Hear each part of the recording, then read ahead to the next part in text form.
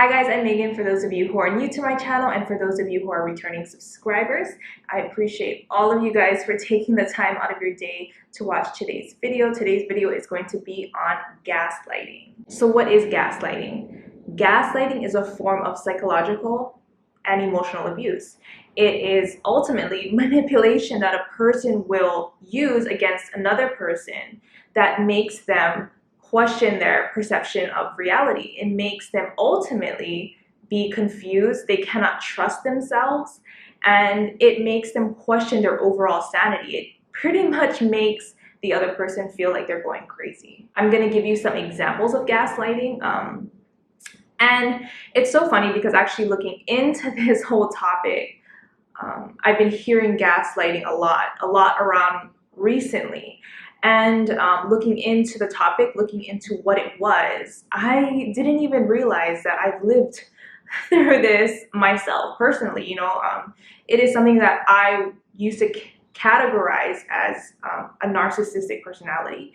And looking into this whole thing, it normally is a narcissist who does gaslight another person. There are also other disorders that play a role, that can play a role in gaslighting, but it was just very, very interesting for me, and I think this is a very interesting topic because I hear a lot of people talking about this more often. So let's get into it. Are you dealing with somebody who is denying what happened, denying a conversation, or even denying an event that may have occurred? If so, this is a sign of gaslighting. An example of this would be, maybe having a conversation with somebody and having them say that they're gonna do X, Y, and Z.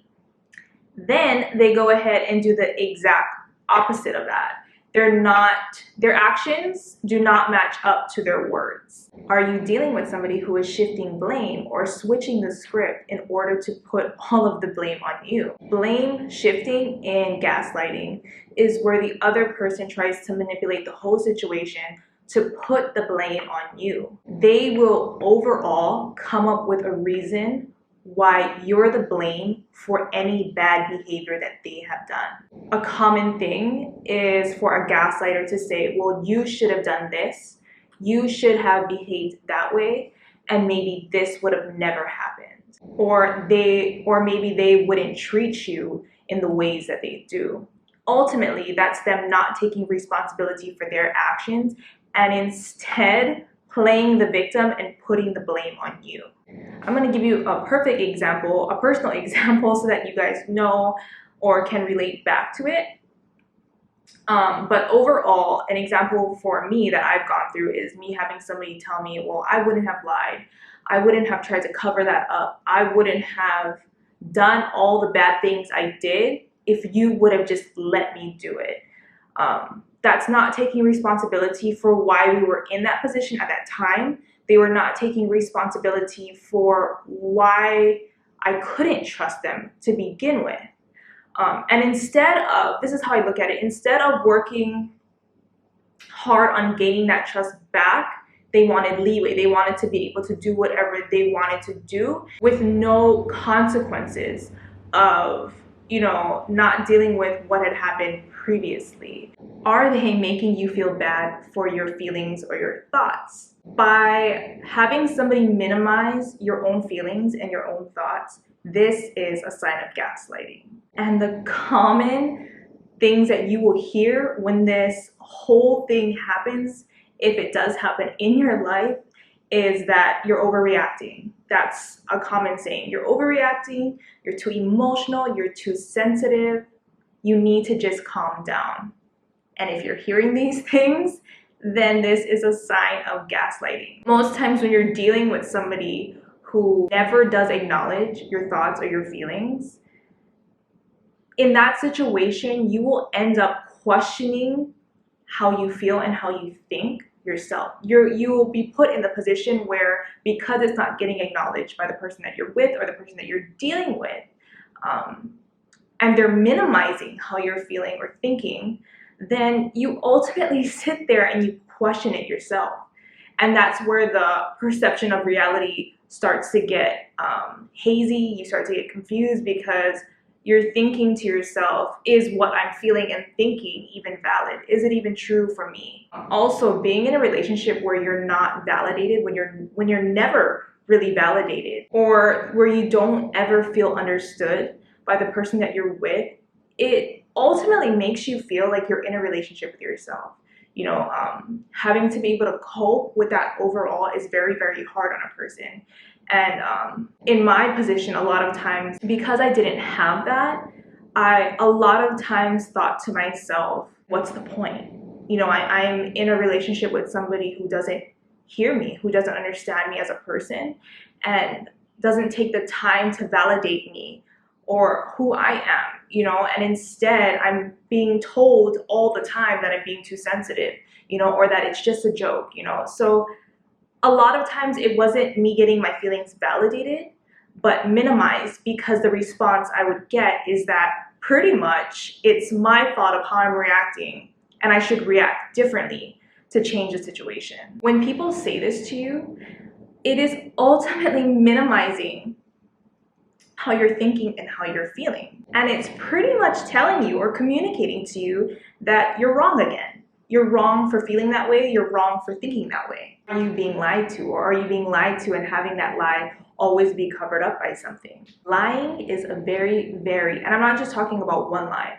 I'm talking about being a pathological liar and having somebody lie over and over and over again, especially when there's proof right in front of their face. Lying overall is a very destructive behavior. And to have somebody be a habitual liar, it is a sign of gaslighting, especially if they're not taking responsibility when they have proof in front of their face. They will continue to cover up. They will keep covering up. They will keep to their lie. They will do anything other than take responsibility for what they have done or what they got caught in. And I've experienced somebody who will lie, have proof in front of their face, and continue the lie until it becomes so exhausting for them that they end up telling the truth. And sometimes they wouldn't even tell the truth.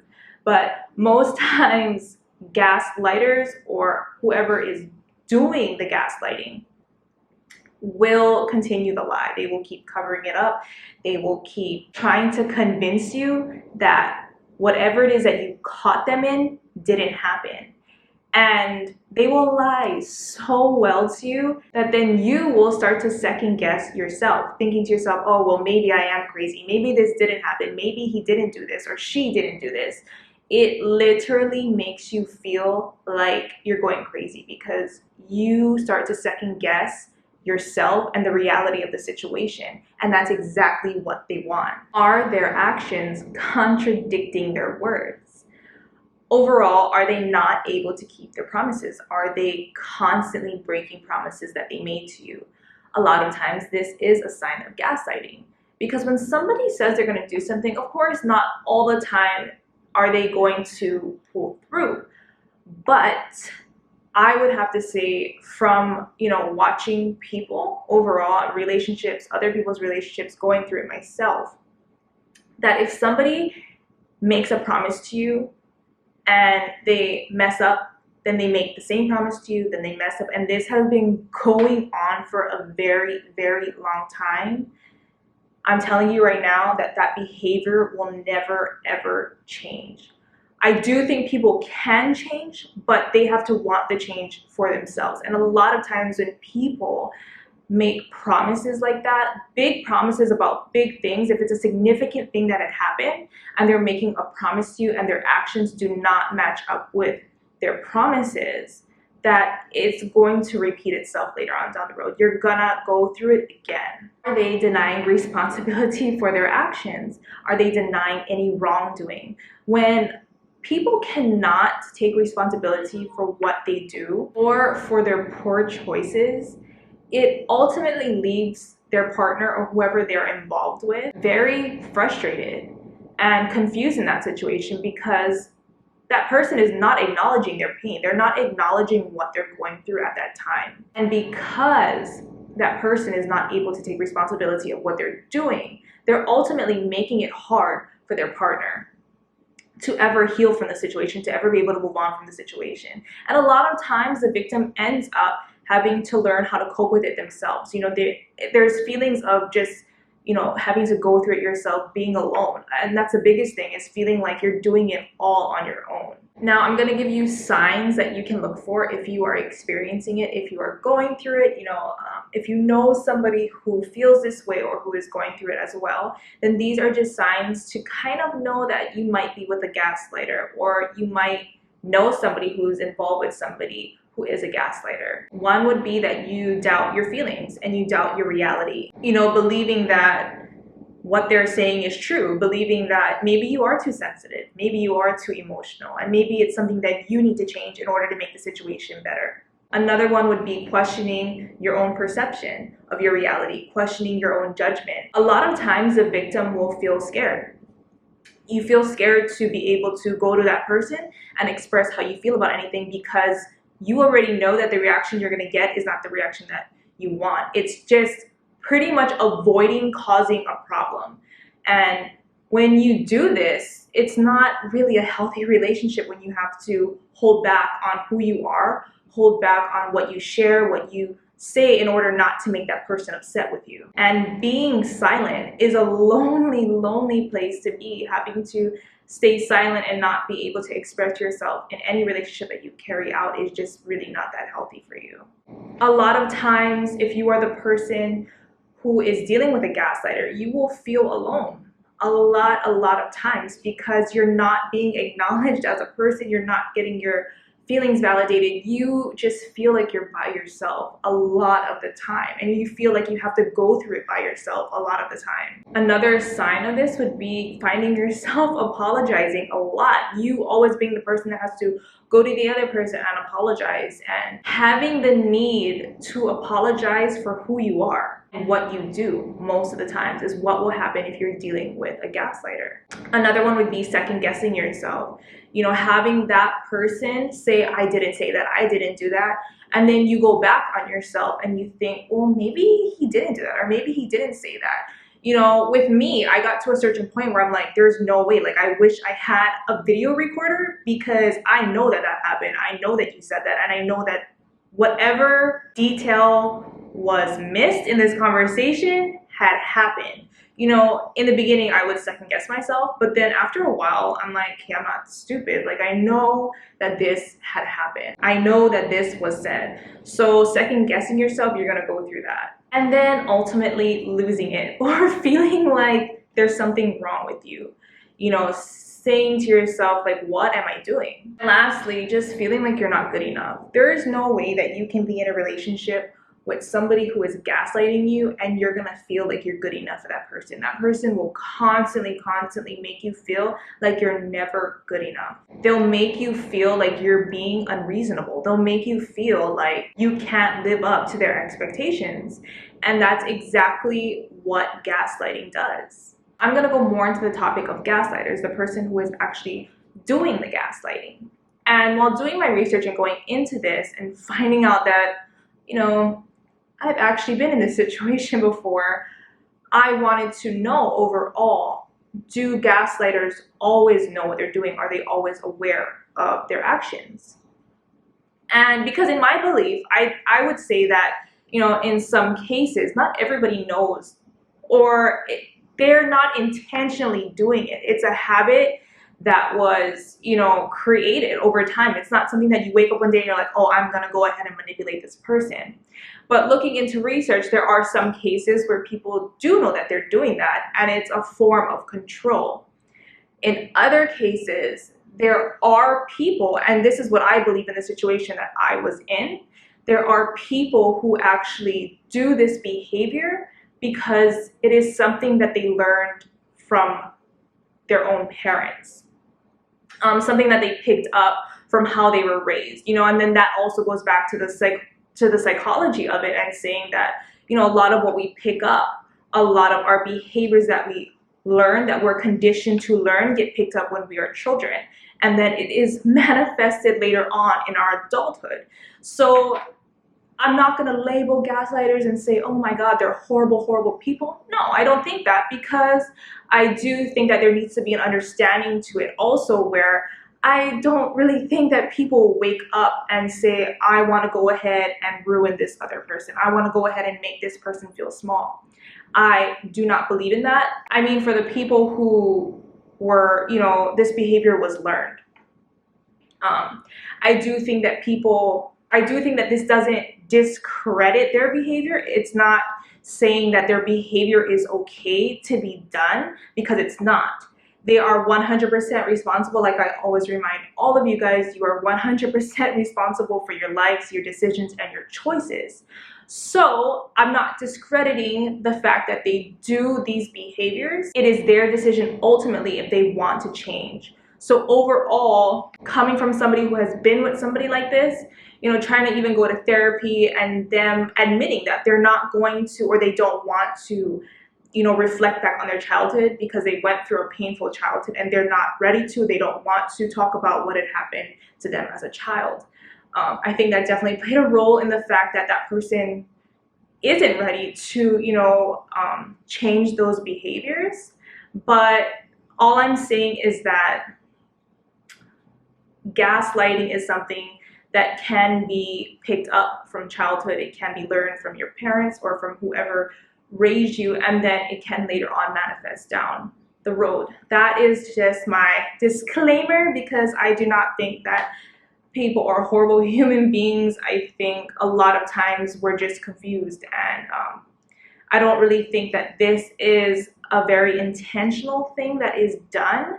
But if you are in a relationship with somebody who is doing this, I just want to let you know that, there is help out there. You can always see a therapist for it. You can learn how to maybe get help for it, seek professional help.